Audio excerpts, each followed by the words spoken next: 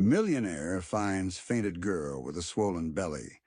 His next move will shock you. Hey, Timeline Stories family. Imagine a stormy night in Valparaiso, Chile, where the rain hides a secret that could shatter a millionaire's world. Ricardo Salazar, a man who's locked his heart tighter than his mansion gates, speeds through the dark. Then a shadow, a frail little girl, collapsed, her swollen belly a haunting mystery. What would you do if fate dropped a stranger's life in your hands? Stick around. This tale of heartbreak and hope will pull you in deep. Don't forget to like, share, and subscribe to Timeline Stories for more unforgettable journeys. The rain pounded against the windshield as Ricardo Salazar gripped the steering wheel, his jaw clenched in frustration. The night had been long, another tedious business meeting in Valparaiso filled with empty words and forced smiles. He was tired, drained, and eager to retreat to the solitude of his sprawling mansion where silence was his only company. As his black Aston Martin glided down the deserted road in Valparaiso, headlights slicing through the thick curtain of rain, something darted into his periphery. A dark shape, small and frail, lay motionless on the sidewalk just ahead. His pulse quickened. "What the—" He slammed the brakes, tires screeching against the wet pavement as the car came to a sharp halt, mere feet from the figure. Heart pounding, he threw open the door and stepped out, the cold rain drenching him instantly. Lying on the ground was a child, a girl no older than 10. Curled up on the pavement like a broken doll. Her clothes were soaked, her face ghostly pale, and her thin arms trembled violently. But it was her stomach that made his breath hitch. It was distended, swollen in a way that seemed unnatural for a girl her age. Ricardo hesitated, instinct screaming at him to walk away. He was not a man who interfered in the affairs of others. He had spent years building walls around himself, ensuring that nothing and no one could breach them. But something about this girl, her fragility, the unnatural stillness of her small frame, sent a rare pang through his chest. He knelt beside her, reaching out with hesitant fingers, cold, ice cold. "Hey," he said, shaking her shoulder gently. No response. He swallowed, glancing around. The street was deserted. No one was coming to help. His grip tightened on her arm. "Kid, can you hear me?" A faint movement, her lips trembling violently, barely parted. Then, in a voice so weak it was almost lost in the rain, she whispered, "Help me." Ricardo froze. For the first time in years, something akin to panic gripped him. He had heard those words before, a memory buried deep, locked away. But now was not the time for ghosts. He acted on impulse, scooping the girl into his arms. He was startled by how weightless she was, as if she were nothing but skin and bones wrapped in drenched fabric. Her head lolled against his chest, her breath ragged and shallow. "Stay awake, kid," he muttered, striding toward his car. "Don't you dare die on me." The girl's eyes fluttered, struggling to stay open. She looked up at him, her gaze glassy and unfocused. Her lips parted once more, forming a single, fragile plea before her body went limp in his arms. "Save me." Ricardo's stomach clenched as he threw open the car door and carefully placed her in the passenger seat.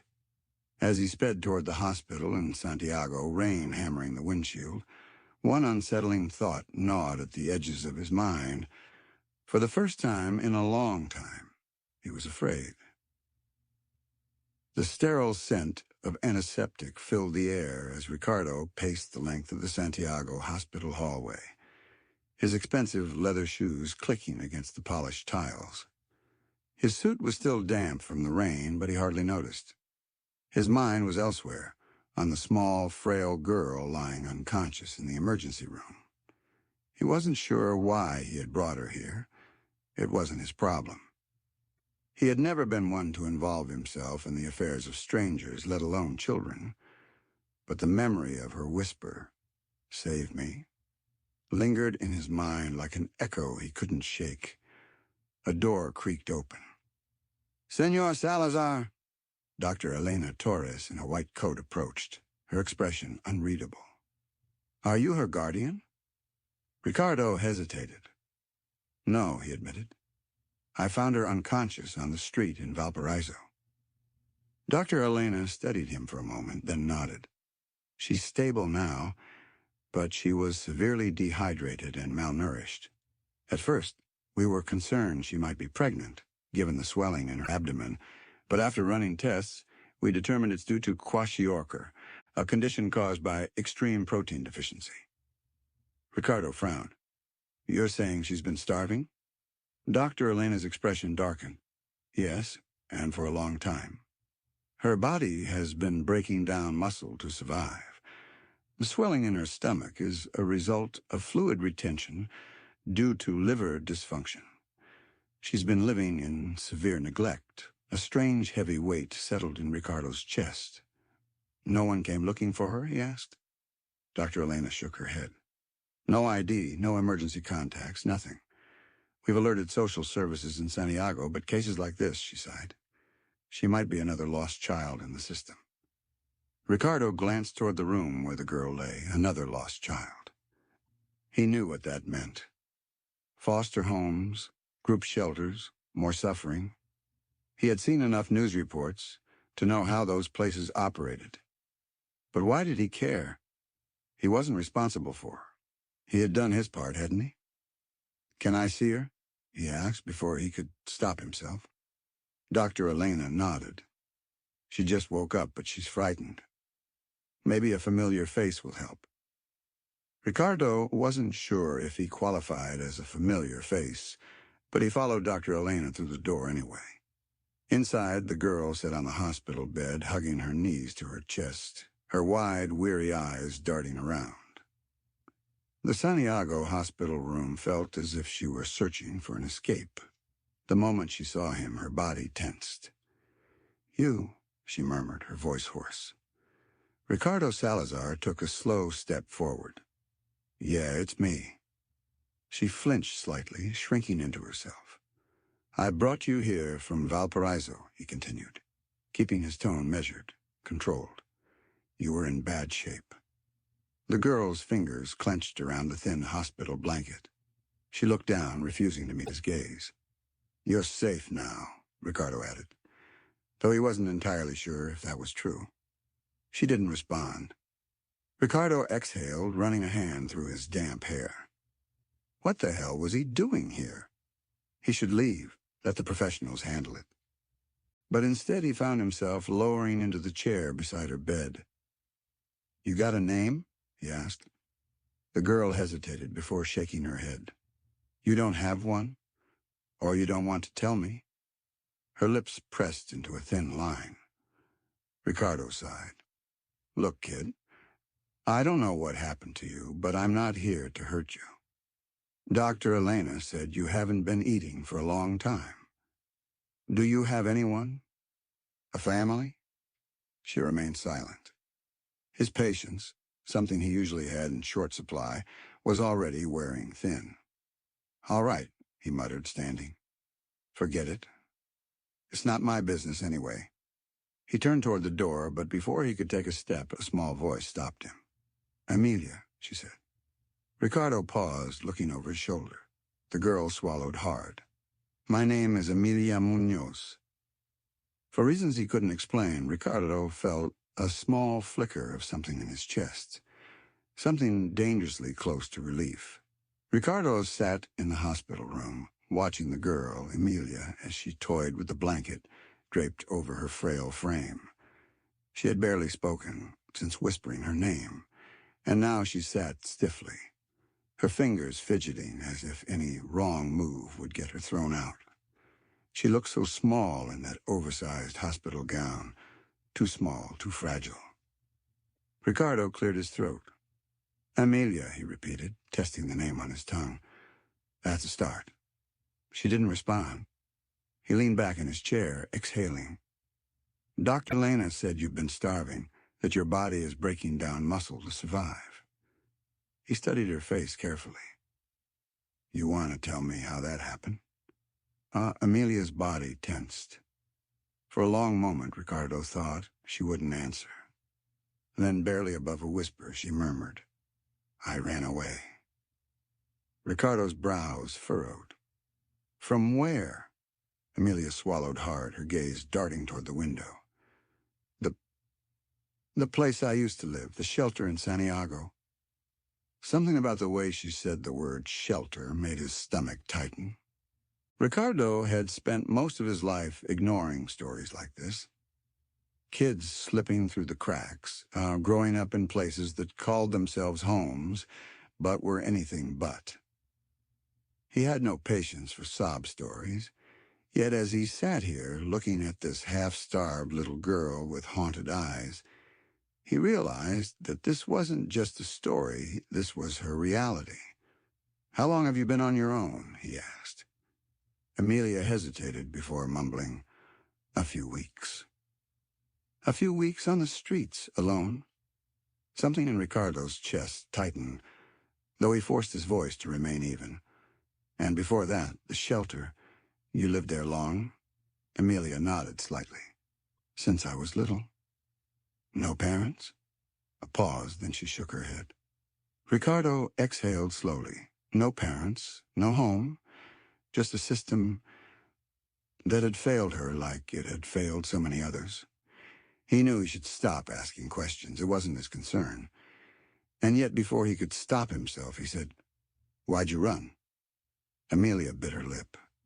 For the first time, Ricardo saw something flicker in her eyes, fear. They were bad, she whispered. The people who ran it. Ricardo's jaw tightened. Amelia clutched the blanket tighter. They never gave us enough food, she continued, her voice shaking. Some days, we wouldn't eat at all. They said we were too much trouble, that we cost too much money. But we knew they got money from people. They were supposed to take care of us, but they didn't. Ricardo stayed silent, letting her talk. They would lock us in our rooms if we complained. Sometimes they'd punish us. She winced at the word. If someone got sick, they wouldn't take them to the doctor. They'd just leave them. Ricardo felt his fingers clench against his knee. She took a trembling breath. One time I got in trouble for taking extra food. They said I had to go a whole week without eating. She looked down, her voice barely audible. I thought I was going to die. Ricardo's stomach twisted. He had seen hunger before. He had traveled the world, walked through cities where people begged for scraps. But he had never felt it. Not like this, not in a child's voice. Raw and real and utterly broken. My belly got bigger, Amelia continued, pressing a small hand against her abdomen. It started hurting all the time. The other kids, they thought I was sick, but no one helped me. She hesitated before whispering. Then one night, my friend, she didn't wake up. Ricardo's fingers curled into a fist. She was only 8, Amelia choked out. She said she was tired, that her stomach hurt too, and then she was just gone. A heavy silence filled the room. Ricardo's chest ached in a way he couldn't explain. That's when I ran, Amelia murmured, her voice hollow. I didn't care where I went. I just knew I had to get away. Ricardo exhaled sharply. For the first time in years, something cracked inside him. Amelia had no one. She had been left to waste away, to suffer in silence until she couldn't anymore. And somehow, out of all the people in the world, she had ended up in his arms. Ricardo Salazar, a man who had spent his life avoiding attachments, had suddenly found himself holding the weight of one little girl's entire world. The decision was unlike anything Ricardo had ever made before. For years, his life had been meticulously structured. Deals, investments, and transactions. No complications, no attachments. But as he sat in the Santiago hospital room, watching Emilia Munoz stir in her sleep, He knew he couldn't just walk away. The system would chew her up and spit her out again. She wouldn't survive it. So when Dr. Elena asked if he wanted to sign as her temporary guardian, Ricardo didn't hesitate. The drive from Santiago to his mansion in Valparaiso was quiet. Emilia sat in the passenger seat, her small hands folded in her lap, her gaze flickering nervously to him every few seconds. She didn't trust him. Not yet. When they arrived, she hesitated at the door. "You can go in," Ricardo said, motioning inside. Emilia's fingers tightened around the hem of her oversized sweater. "You're not going to lock me in?" she asked softly. Ricardo stilled, his throat tightened, but he forced his voice to stay calm. "No, Emilia, no locks." She hesitated a moment longer before stepping inside. The house was enormous, too big for one man, too cold for a child. But Emilia didn't seem impressed by the wealth. She didn't run to explore. She stood there, arms wrapped around herself, as if she expected it all to be taken away. Ricardo watched her, something uncomfortable twisting in his chest. He had never wanted a child, yet now he had one, and he had no idea what to do with her.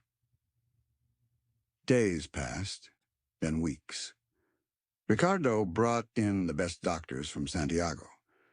They put Emilia on a strict nutrition plan, ran tests, and monitored her closely. Her body was weak, but it wasn't beyond repair. What took longer to heal was her mind. She barely spoke at first. She flinched when Ricardo moved too quickly. She never took more than she needed, even when given full meals.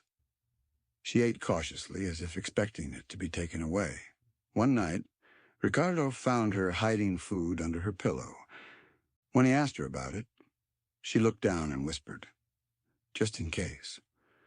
Ricardo's chest ached, so he didn't scold her. Instead, the next morning, he filled a drawer in the kitchen with granola bars, fruit, and crackers. "This is for you," he said. "If you ever feel hungry, you don't have to ask. Just take it." Emilia didn't say anything, but later that night, when she thought he wasn't looking, she opened the drawer and took an apple. Not to hide, but to eat. It was the first step. Little by little, she began to open up.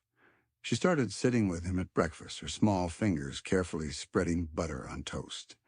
She watched movies with him, silent at first, then slowly laughing at the funny parts. One afternoon, he came home to find her drawing at the kitchen table in Valparaiso. "What's that?" he asked. Emilia hesitated, then turned the paper toward him. It was a sketch of the house, but there in the front yard were two stick figures, one tall, one small, a man and a girl. Ricardo swallowed hard. "Is that me?" he asked. Emilia looked down, fiddling with the pencil, then, almost too softly to hear, she murmured, "Maybe."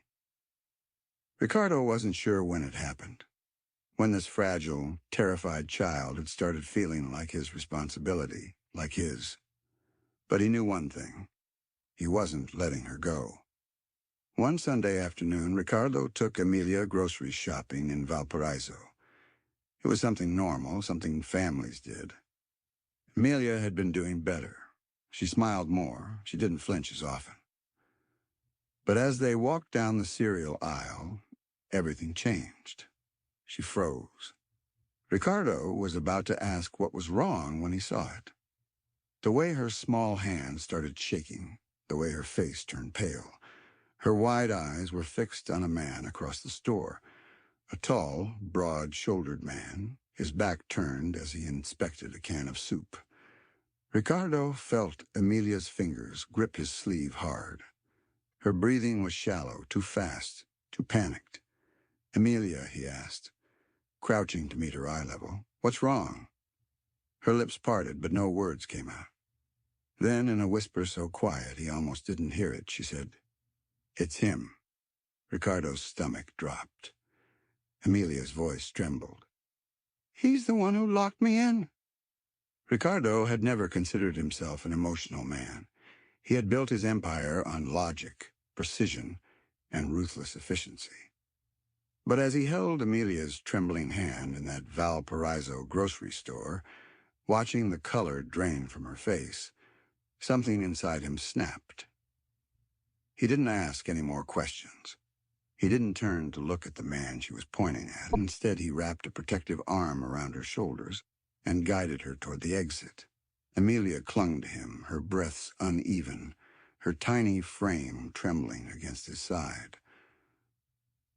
When they reached the car, he knelt in front of her. "Amelia," he said carefully, his voice calm but firm, "tell me everything. Who is he?" She squeezed her eyes shut, her fingers digging into the fabric of his coat. "That's Francisco Diaz," she whispered. "He ran the shelter in Santiago." Ricardo's jaw tightened. Amelia took a shaky breath. He locked kids in the basement if they were bad. He told us no one would believe us if we said anything, that no one cared about kids like us." Her voice broke. "He let some of them starve." Ricardo Salazar felt his hands curl into fists. She wasn't lying. He had seen the damage himself, the sunken cheeks, the hollow eyes, the fear that never really left her. But now he had a name, and Francisco Diaz had no idea who he had just crossed. That night, after Amelia Munoz had fallen asleep in their Valparaiso home, Ricardo sat in his home office, phone pressed to his ear. "I need everything on a man named Francisco Diaz," he told Javier Ortiz, his private investigator. "He ran a shelter for kids in Santiago. I want to know where he gets his funding, what he does with it, and who he's paying off." Javier didn't hesitate. "Got it? I'll call you in the morning." Ricardo hung up and exhaled slowly. He had built his fortune breaking down corrupt systems, but this wasn't business. This was personal. The next day, when Javier called back, Ricardo listened in grim silence. The Santiago shelter was a front. Francisco Diaz had been embezzling money meant for the children.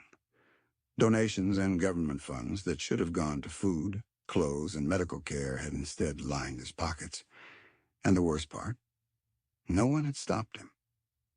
He had connections, people in power who looked the other way. Ricardo's grip on the phone tightened. Not anymore. Ricardo didn't just want Diaz arrested. He wanted to burn his entire operation to the ground.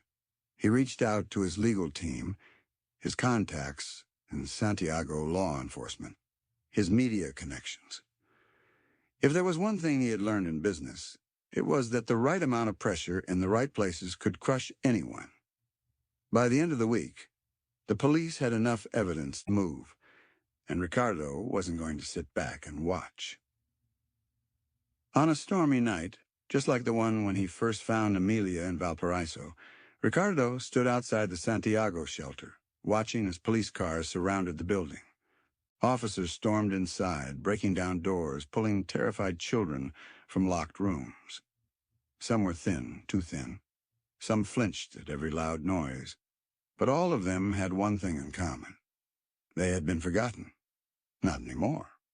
Ricardo watched as Francisco Diaz was dragged out in handcuffs, his face pale with rage and disbelief. The man locked eyes with him.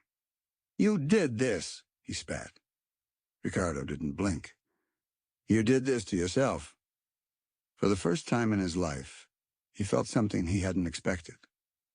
Not just anger, not just justice, but purpose.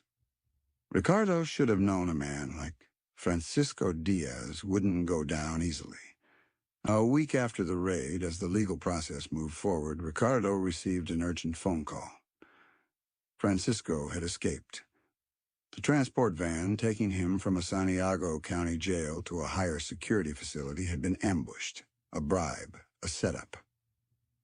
The man who had tortured Amelia and countless others was on the loose. Ricardo's blood ran cold. Without hesitation, he rushed home to Valparaiso. Amelia was in the living room, curled up on the couch with a book. When she saw his expression, she immediately knew something was wrong. "What happened?" she asked. Ricardo knelt in front of her, his voice firm but calm. Diaz got away, but I won't let him near you, I promise. She didn't panic. She didn't cry. She clenched her fists and straightened her spine. Then let's stop him, she said. 2 days later, Francisco was recaptured in a cheap Santiago motel trying to flee the region. This time, there were no bribes, no loopholes, no way out. The evidence against him was overwhelming. At the trial in Santiago, Ricardo sat beside Emilia, his protective presence unwavering. She was nervous. Her fingers twisted the fabric of her dress, her breath uneven. But when Francisco was brought into the courtroom, shackled and dressed in an orange jumpsuit, she didn't look away. The prosecutor called her to the stand. Ricardo felt a flicker of hesitation in her eyes. Then she glanced at him. He gave her a small nod, the kind that said, "You've got this." She took a deep breath, stood, and walked forward. The room fell silent as she settled into the witness chair. She was small, dwarfed by the size of the Santiago courtroom, but when she spoke, her voice was strong. "My name is Emilia Munoz," she said, her hands gripping the sides of the chair. "I used to live at the Diaz home for the children in Santiago, but it wasn't a home." She told her story, the starvation, the punishments, the children who never made it out. Ricardo clenched his jaw as Diaz refused to meet her eyes, the coward. "I was scared to tell the truth," Emilia admitted. "I thought no one would listen, but someone did." She turned slightly, her eyes landing on Ricardo. "And because of him, I'm not afraid anymore." Ricardo's heart clenched. For so long, he had believed he was a man who only cared about himself. But as he watched this brave little girl stand tall, refusing to be a victim, he realized the truth. He had changed because of her. The jury didn't take long to deliberate. Francisco Diaz was sentenced to life in prison. As the gavel struck, Emilia exhaled a shaky, relieved breath. Ricardo placed a hand on her shoulder, steady and warm. "It's over," he said. Emilia looked up at him and smiled. "No, it's just beginning." The adoption papers sat on Ricardo's desk in Valparaiso, waiting for his signature. He stared at them for a long moment, the weight of what they meant settling deep in his chest. Months ago, he had been a man with no attachments, no family, and no reason to care about anyone but himself. Now, sitting across from him, eating a peanut butter sandwich at the kitchen counter, was the little girl who had changed everything, Emilia.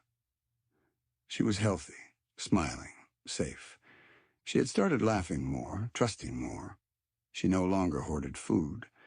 She had decorated her own room in their Valparaiso mansion, filling it with drawings and books, and somehow his cold, empty house had become a home. Emilia Munoz swung her legs under the stool, then looked up at him.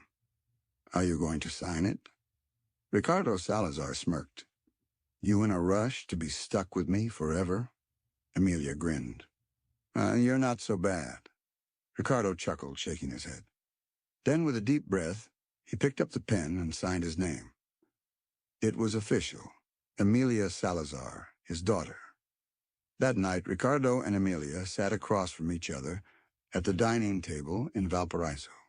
For years he had eaten his meals alone, but tonight the seat across from him wasn't empty. Emilia took a bite of her spaghetti, then wrinkled her nose. "You're a billionaire. Why can't we hire a better cook from Santiago?" Ricardo raised an eyebrow. "You don't like my cooking?" Emilia laughed. "This is your cooking?" He smirked. "Don't get used to it." She giggled, twirling her fork in her noodles. Then, after a moment, she looked at him with a sincerity that hit him straight in the chest. "Thank you," she said softly. Ricardo set his fork down. "For what?" Emilia shrugged. "For finding me in Valparaiso, for keeping me." For the first time in years, Ricardo Salazar felt truly whole. He reached across the table, ruffling her hair. "You saved me too, kid." Emilia grinned, and as they ate their messy, overcooked dinner, Ricardo realized something. For the first time in his life, he wasn't alone. He had a family, and that was worth more than all the money in the world. And so, against all odds, a hardened billionaire and a lost little girl found something neither of them had ever truly known: a family. Ricardo Salazar, once a man who lived only for himself, had discovered that wealth meant nothing without someone to share it with.